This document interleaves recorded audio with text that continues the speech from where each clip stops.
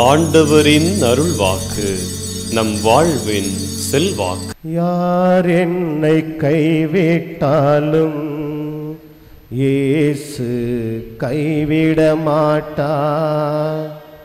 யார் என்னை கைவிட்டாலும் இயேசு கைவிட மாட்டார்.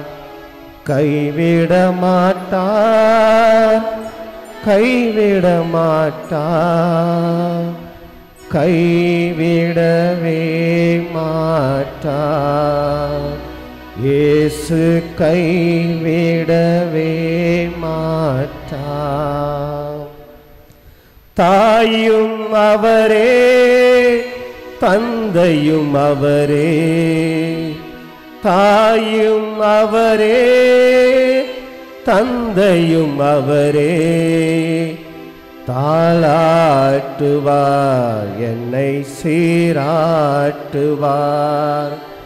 தாளாட்டுவார், என்னை சீராட்டுவார்.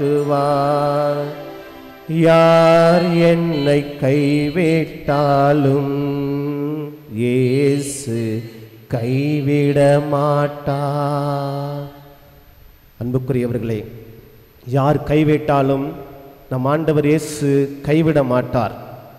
இதோ மாதத்தின் முதல் வெள்ளிக்கிழமை இன்று ஆண்டவருடைய சன்னிதானத்திலே ஒன்று கூடியிருக்கின்ற நாம் நம்பிக்கையோடு தொடர்ந்து ஒப்பு கொடுத்து ஜெபிப்போம். மக்களே, இன்றைய வாசகங்களை பார்க்கின்ற பொழுது நற்செய்தி வாசகத்திலே நாம் பார்க்கிறோம், இயேசு செய்த அரும் அடையாளம் அனைத்தையும் கண்ட மக்கள் உலகிற்கு வரவிருந்த இறைவாக்கினர் உண்மையிலே இவரே என்றார்கள்.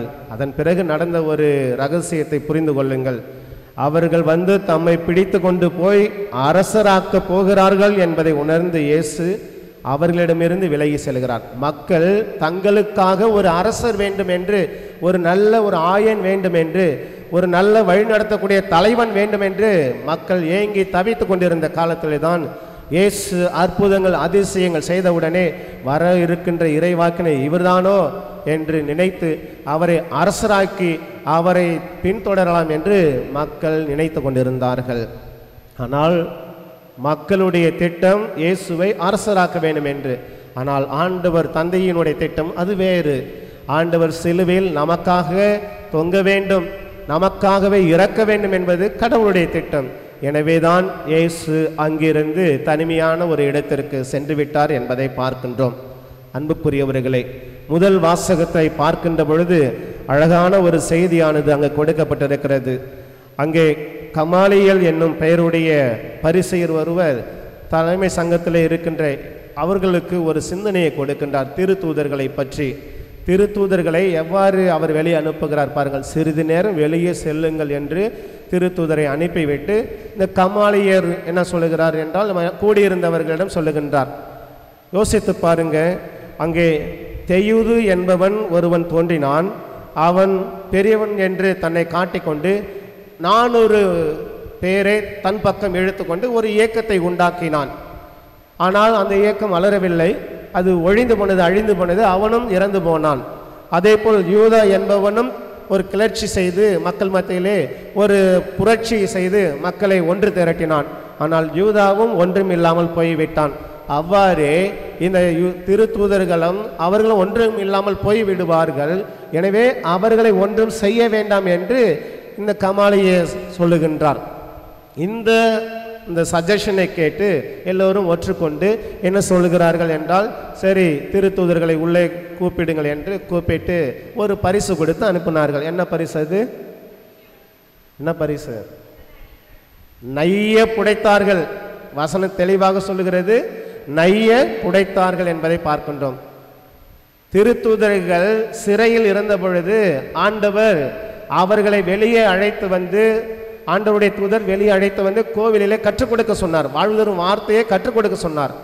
அப்படி வெளியே சிறையிலிருந்து விடுதலை செய்த ஆண்டவருக்கு ஏன் திருத்தூதர்கள் நைய புடைப்பதை தடுக்கவில்லை? ஏன் ஆண்டவர் இயேசு இங்கு அனுமதித்தார் என்பதை புரிந்து கொள்ளுங்கள். எனவே அன்புக்குரியவர்களே, ஆண்டவரால் முடியாதது ஒன்றுமே கிடையாது. அவர் நினைத்தால் 5 அப்பங்களை 5000 பேருக்கு கொடுத்த ஆண்டவருக்கு திருத்தூதர்களை ஆபத்திலிருந்தும் தண்டனையிலிருந்தும் அடி உதையிலிருந்து காப்பாற்ற முடியாதா? முடியும். 2 மீன்களையும் 5000 பேருக்கு பலுகி பெருக செய்த ஆண்டவருக்கு திருத்தூதர்களை தன்னுடைய சீடர்களை காப்பாற்ற முடியாதா? முடியும். ஆனால் இந்த திருத்தூதர்களுக்கு ஒரு பாடத்தையும் கற்றுக் கொடுக்கிறார். என்னவென்றால், ஒவ்வொருவரும் ஆண்டவரை முற்றிலும் அறிந்து கொள்ள வேண்டும் என்பதை பார்க்கின்றோம். எனவே அவர்கள் வாங்கிய அந்த அடி உதைக்கு நைய புடைத்தார்கள் என்றால் புரிந்து கொள்ளுங்கள், நன்றாக புரிந்து கொள்ளுங்கள். ஒரு பயங்கரமான ஃபோர்ஸ் வந்தால் தான் ஒரு நஞ்சு போன ஒரு சுச்சுவேஷன் வரும். சரிங்களா? ஒரு ஃபோர்ஸ் வந்தால் தான். இங்கே திருத்தூதர்களுடைய வாழ்க்கையில பார்த்தால் திருத்தூதர்கள் சோர்ந்து போகவில்லை, அடித்தவர்கள் சோர்ந்து போனார்கள். இதுக்கு மேலே அடிக்க முடியல அப்படின்ட்டு அவங்க சோர்ந்து போய் போனாங்க. அதுதான் நைய புடைத்தார்கள் என்பதை புரிந்து கொள்ளலாம். அந்த அளவிற்கு அவர்கள் அடி உதைகளை வாங்கினாலும் தண்டனையை பெற்றாலும் எவ்வாறு வெளியே வந்தார்கள்? இயேசுவின் பெயரை முன்னிட்டு அவர்கள் மனமகிழ்ச்சியோடு வெளியே வந்தார்கள். அந்த மகிழ்ச்சி தான் துன்பத் துயரத்திலும் ஆண்டவர் நம்மோடு இருக்கிறார் என்பதை புரிந்து கொள்ளுங்கள். இயேசு ஒருபொழுதும் கைவிட மாட்டார். நம் கடவுள், நமக்குள்ளே வாழ இருக்கின்ற கடவுள் நம்மை ஒருபொழுதும் கைவிட மாட்டார். தாய் தந்தை கைவிட்டாலும், உறவுகள் பிரிந்தாலும் நம் ஆண்டவர், உயிருள்ள ஆண்டவர் கைவிட மாட்டார், காப்பாற்றுவார், வழிநடத்துவார். நம்பிக்கையோடு இருப்போம்.